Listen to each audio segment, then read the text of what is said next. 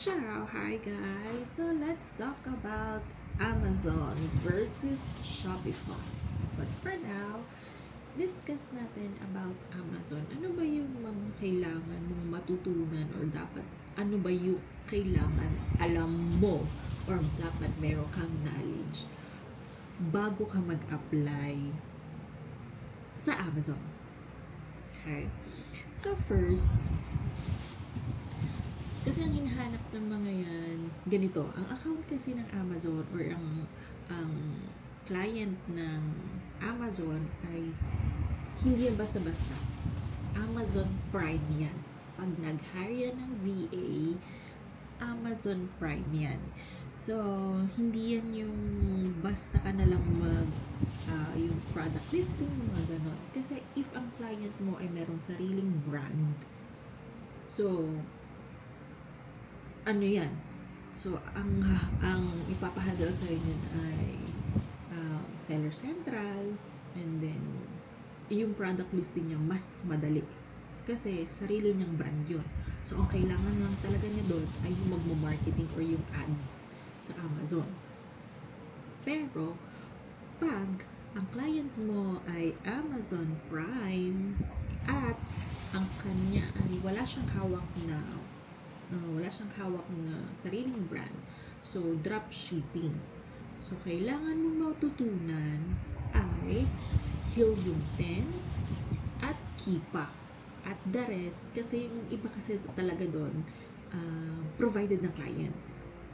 So, kaya kailangan yung mga basic, kailangan meron kang knowledge. Kasi, mahirap kasi hindi kasi siya katulad ng admin. Kahit wala kang experience ay madali lang siya. Kasi ang admin, emails, follow up, calendar, so mga ganon. Specific kasi ang Amazon, e-commerce siya. So, independent e-commerce ang Amazon. So, sa e-commerce na Amazon, ayan nga, so, Seller Central yung hawak mo.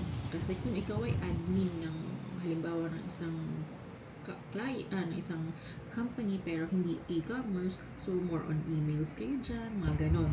Pero kasi pag Amazon, so ang i-handle mo ay Seller Central. So, meron siyang, talagang dun ka lang sasagot. So, para siyang Shopee. Sa Shopee ka din magre-reply.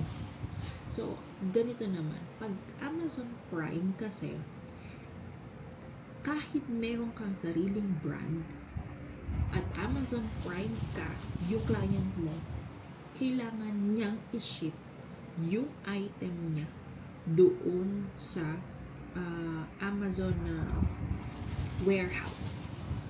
So, pag ganun, so meron ako naging client, share ko lang din sa inyo, na meron akong client ay she is from Australia, and then yung wala siyang sariling brand.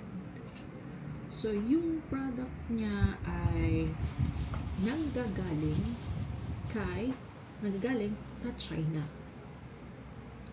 So, meron sa loob ng Seller Central, hindi ko kasi siya inyo share yung Seller Central kasi wala na akong account sa Amazon right now. So ganito yun. So, yung client ko ay, so, mo-order siya ng items sa China, and then, kailangan i-ship yun from China dun sa warehouse na kung saan niya target. So, ang target niya kasi ay, iba-iba kasi ang Amazon, depende sa location mo, sa country. Amazon US, Amazon Italy, may ganyan. So, ang target ng client ko yun ay US. So, yung item na in-order niya from China, so meron sa Seller Central, naka-indicate doon kung ano yung height, weight, nung items, at ilang items. And then, isi-ship yun sa warehouse sa Amazon. So, ay ganon. And then, yung customer service ay dun din sa Seller Central. So, if merong mga returns, merong mga inquiry, yung mga customer. So, lahat yun, ang handle mo lang ay yung seller central. Kumbaga, doon ka admin. Okay? So, meron naman, kaya alam nyo, pagka Amazon Prime, ingat na ingat ang seller dyan. Kasi, kaya yung ibang yung mga ibang mga customer na kumari umorder sila tapos merong halimbawa damage. So merong specific na customer service yung yung except pa yung kukontakin yung client, customer yung client mo at saka yung pinaka customer service ng buong Amazon. Okay? So, pag ganon, kaya yung iba na Amazon seller sa Prime ay ingat na halimbawa na magreklamo yung client or yung customer sa seller. Kaya yung seller, ingat na kahit kukunti ang damage niyan or may dent man yan, ay hindi na nila pinababayaran. Diba? Agad sila, nagre-refund agad sila. Kasi, ang mahigpit si Amazon. Once na maraming magreklamo na customer sa'yo, may tendency na i-close ni Amazon mismo yung account mo sa kanila. Kaya ingat na ingat sila.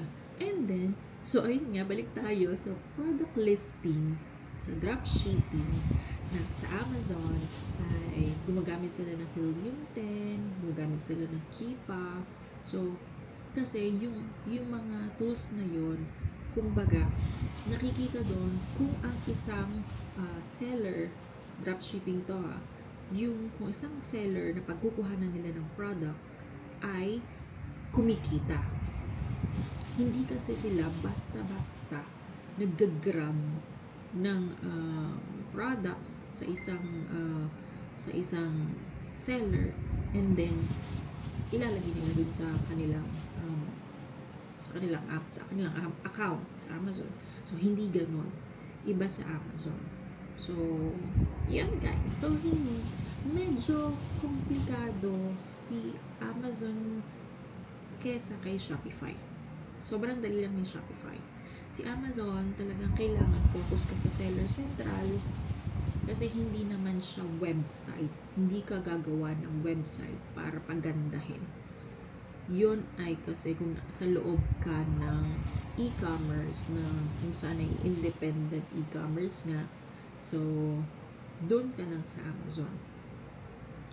So, yan guys. So, ayan. Discuss natin yung Shopify sa next video. So, ayun. So, follow nyo din si Virtual Diary by Fran. So, meron tayong mga jobs na pinopost doon kung saan pwede nyo applyan. And then, if ever na hindi nyo pa alam yung niche nyo, mag-comment kayo sa video na to para mabigyan kayo ng access ng free course ni Madiscarding Pinay. So, ayun guys. If you have any questions, just let me know. That's it.